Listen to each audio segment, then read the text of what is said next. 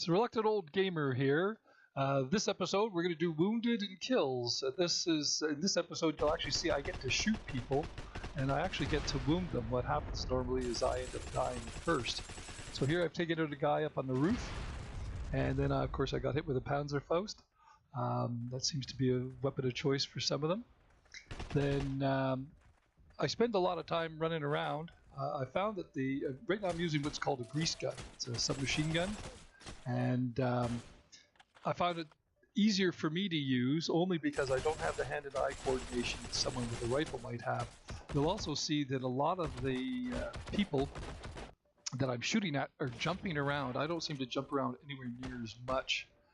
But I like this gun. I now have a Thompson in the newer videos, which we haven't done yet, but which has a little more range. Now see, there's a guy on the roof. As I remember last episode I told you, they always seem to like to hide out in the roof, and they always get you because you're busy looking at people at ground level.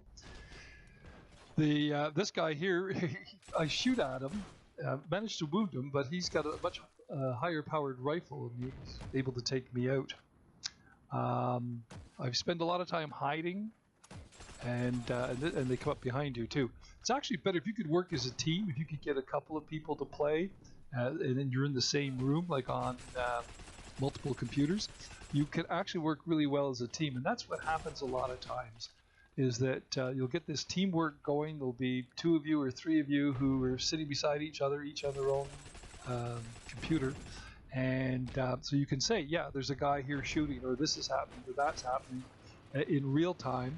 And you got someone watching your 6, which is, you can only look in one direction at a time.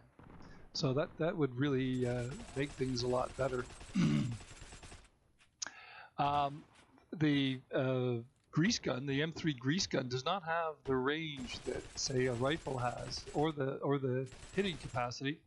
The other problem I found with the grease gun is I have a tendency to fire off a whole clip, when I'm shooting people, because the gun bounces around and I'm trying to hit my target.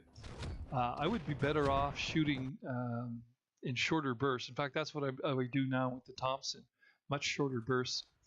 And this section, we're going to be actually killing people.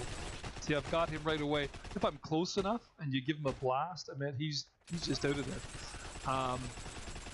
It's a luck of the draw. Go for a headshot if you're shooting at people. If you give them a headshot, it's an instant kill. If you hit them in the body, they just lose points. And depending on what badge they're carrying with them, they may be able to take more hits than normal. Also, if you're hiding up in the attic, it's always a good thing to hide up in such a way that you've got a view of the staircase going up, so you can get people who come up the ladder. Or hiding at the top of a staircase. That's another good one. Here I am shooting at the guy on the roof. I managed to get him. The Russians are actually harder to fight than the Germans are. And again, it all comes down to the fact that the people who've worked their way up to being Russians probably have a lot more experience. Well, this was a really short one. Hit like, hit subscribe, and we'll see you in the next video.